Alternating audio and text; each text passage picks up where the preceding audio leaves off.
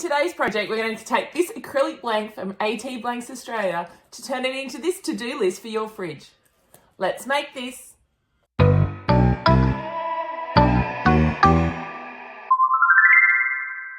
I've been wanting to do this project for ages. I have been looking at all of the to-do lists, the shopping lists, even the school planners that are all done on acrylic, and I've thought I really need to get into that and have a go. So I'm finally having a go, and I've got inspiration from all over the shop.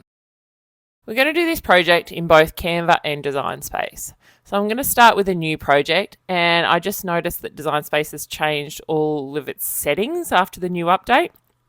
So let's see what that's about later on. But for now, I'm just going to go into this one that just says blank canvas because that's what I'm used to. And we're going to have a play. So I'm going to create the shape of the acrylic board to start with. So the one I've chosen has got rounded edges or rounded corners. So I'm going to use that to start with. And then I'm going to just use it to create a template. So I'm going to make a rectangle, and it's going to be 14.8 centimeters across and 19.7 meters down. Then my next job is to create the line. So I want a line that I know is going to fit inside this acrylic, but also one that isn't too fat, but I'm still going to be able to see it and the Cricut will cut it. So I've just chosen a square, and then I've unlocked the measurements, and I've done a line that is 0.15 millimeters thick and then 12 centimeters wide. So I've done one of those, and I'm not going to duplicate it just yet because I'm going to go into Canva and we're going to just create a square shape. So when you click on Create Design, you're just going to choose a square. It doesn't have to be a square. It can be anything really, because once we download it, we can manipulate it in Design Space. And I'm looking for a couple of things. I'm going to look for a paint stroke. Now what I want is, oh my goodness, look at this. We've got a free option.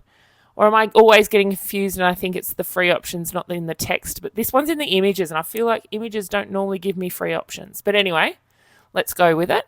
But we're looking for a paint stroke, and I'm going to use this as my background for my text. So we're going to do that little trend where we've got the swipe of paint, and then over the top we've got a beautiful metallic text. So in Canva, I'm looking for a paint stroke that doesn't have too much of this dottiness. So you can see I'm having a look at a few of them. The reason I don't want the dottiness is because it's going to make the Cricut try and cut it out. So I've found this one that has this green one, and it's digital. It's very digital, which means that at each of those ends it's smooth, so it doesn't have the dots. It's not trying to make itself an authentic paintbrush stroke. It's kind of giving the vibe of it, but not really worrying too much about being as authentic as possible. Now, I started with a bit of a crop, and then I decided I don't need to crop it because I don't want it to look like it isn't a proper paint stroke. And in Design Space, I can actually manipulate the size, and I'll be able to make it thinner. So scrapped the idea of doing the crop. So I've got that paint stroke, and then I want a blob. And the blobs are going to be my to-do dot points. So I'm just looking for a little blob that's kind of a circle shape, but not a full exact circle. I want it to have a little bit of organic feel to it. So I've just chosen that one, and then I'm going to hit share, and I'm just downloading it as a PNG. This PNG then saves it as two separate images. So I've got image 1 and image 2, and then I just need to open it. Now it's going to download it as a zip file. If you're a Mac user, you just double click on that zip file and it downloads it for you. If you're a Windows user, you will have to go right click and extract all, and then it's going to open up the images. So once I've done that, I can go back into Design Space now, and I can start uploading. So if I click on upload on the left hand side and I do an upload image. Now if you're a Canva Pro user, you would choose transparent background, but because I've done it on the free version, I just need to click on the white component, it's going to get rid of everything. And that's also the beauty of getting that paint stroke. There's none of that, the spottiness that I'm going to have to try and get that exact detail. I'm just going to name it paint stroke to-do list, and then I'm just going to upload it. Now, make sure that every time you upload your images that you do save it as something that you can find again, because it may not mean that you're going to use this particular paint stroke in this exact project again, but you might want a paint stroke, and rather than going through Canva and trying to do that all over again, why not just save it as something that you can easily find again. So I've just resized the paint stroke, and I've resized it to 12 centimeters across and 2 centimeters high. And then I'm just going to go in and repeat that with the blob.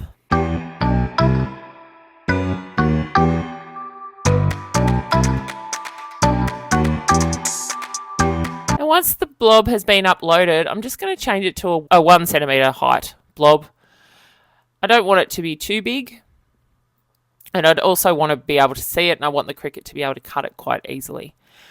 And then I'm going to click on, holding the shift key down, I'm going to click on the blob, and I'm also going to click on the line, and I'm going to group them. You can see that I've lined up the blob and the line nearly in the middle of each other, but I've just kind of eyeballed it rather, because I'm not trying to make it exactly in the middle, just for the design. And then I've just duplicated the whole grouping. So I'm going to put, I think I'm either going to go 8 or 10. It just depends on how many fit. So you're going to use a texter for this. So you don't want them to be sitting too close to each other, because this is like an A5 sized piece of acrylic. So it's not huge, but it's big enough. And then what I'm going to do, now that I've decided on 8, I think 8's going to be a good number. And what I'm going to do is I'm just going to click on all of those blob and line groupings. I'm going to center them all horizontally, from a line, center horizontally. And then I'm going to go back up to a line, and I'm going to go down to the bottom and distribute vertically. So now you can see that those lines are all evenly spaced, which is a really good little Cricut design space hack, because it's really good that that happens. And then I'm just going to ungroup each of the blobs and the lines, because now what I want to do is I want to attach all the blobs together.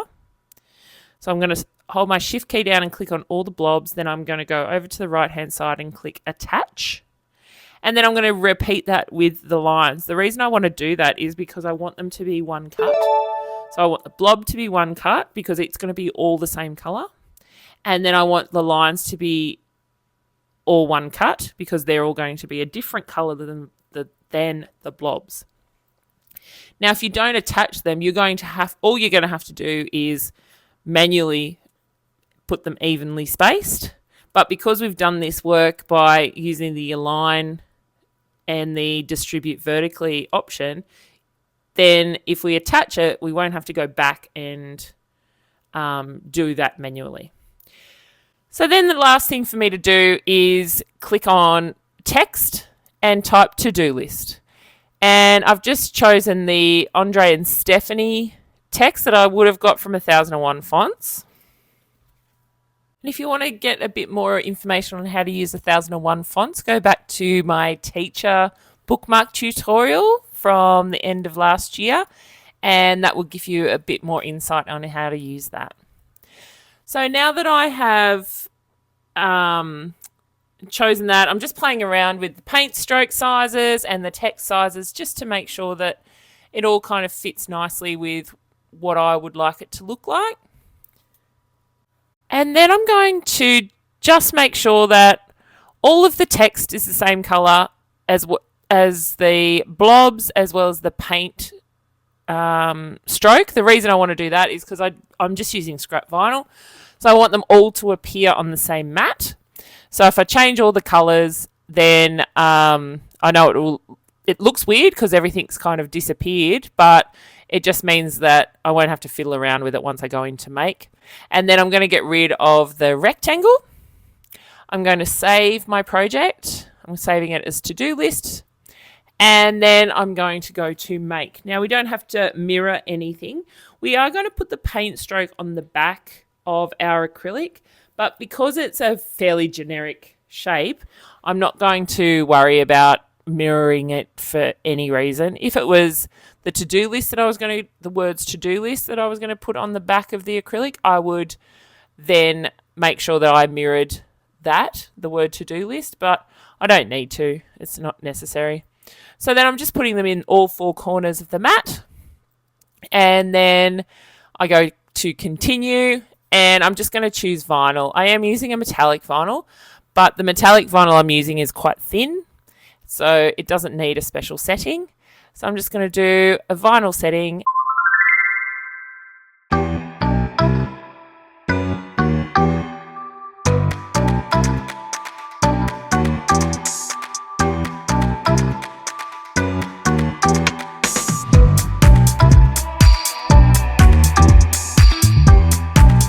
Now I'm just going to make sure that we've taken off the backing. Now this one's a little bit tricky, it's getting stuck, but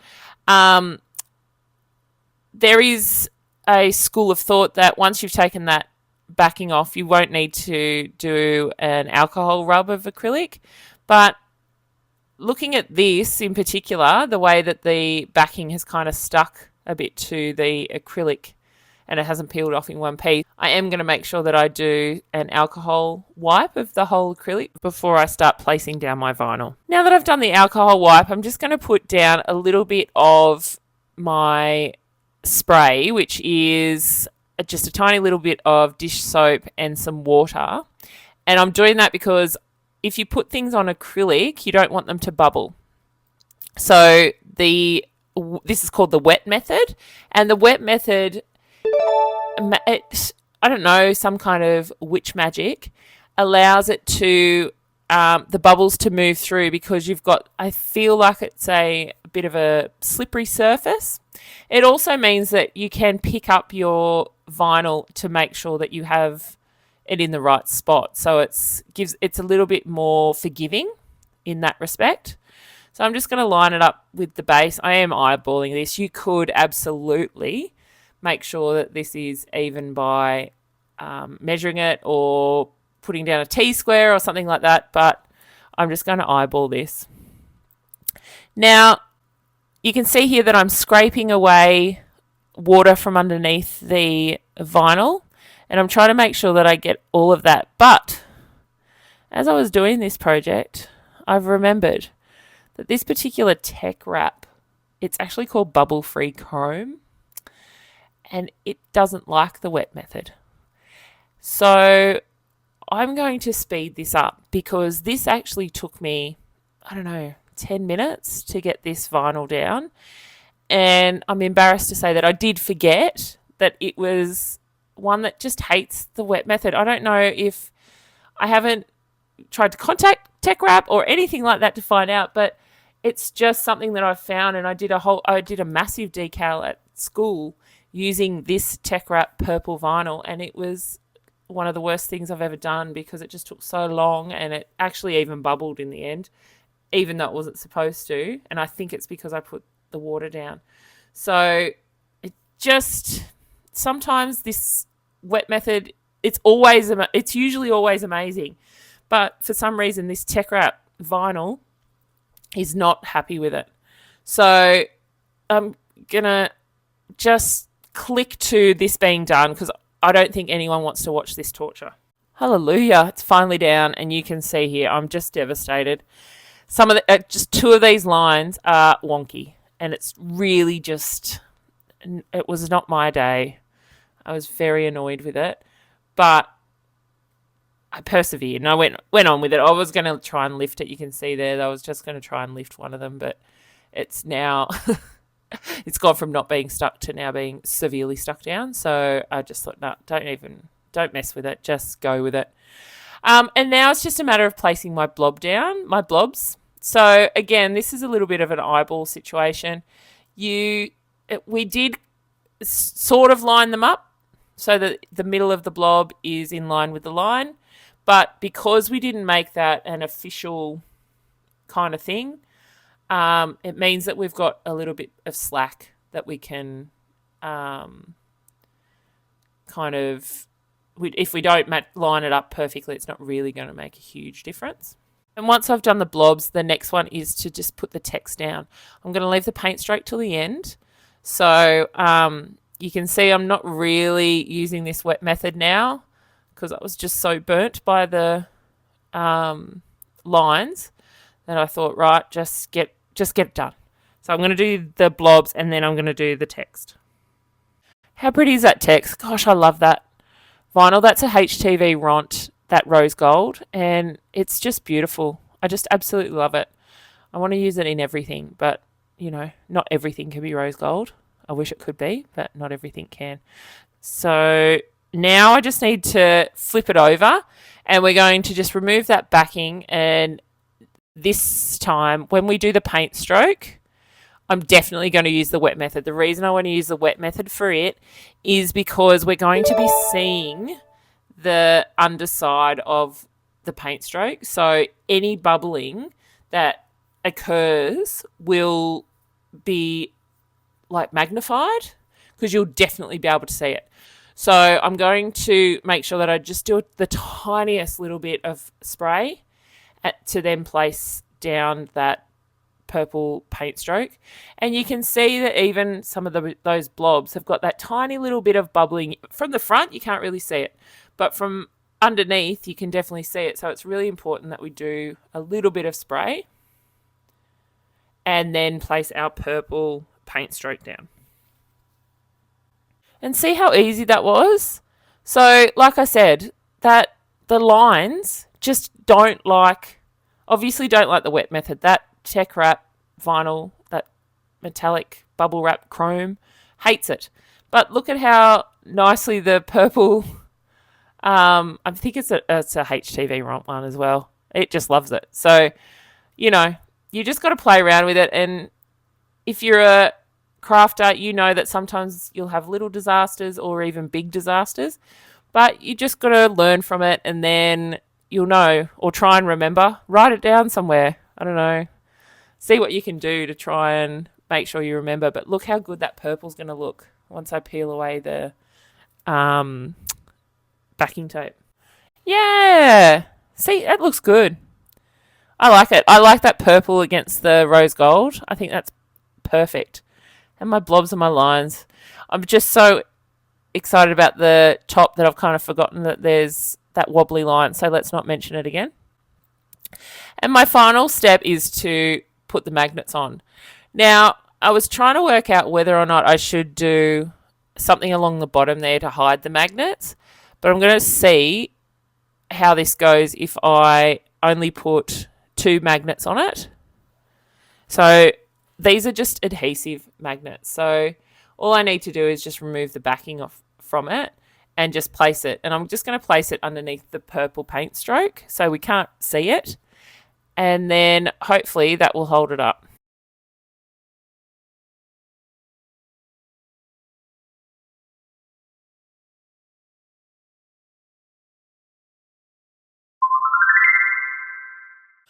Oh my God, I love it. So I just grabbed a glass marker to write on the acrylic. So great for shopping lists, great for things you got to remember. You could turn this into a little planner. You could do a whole heap of different things with this. Full disclosure, the 2 magnets that I put on were not strong enough to hold the acrylic up. And I put another 2 down the bottom to see if that would work, and it didn't work either. So if you're going to do this, those magnets that I've got are really good for things like magnetic bookmarks or just regular magnets, but the acrylic is quite heavy. So I think I would try and buy the extra strong magnets. They're usually actually quite little, weirdly. They're little silver ones, and you can get them from Amazon.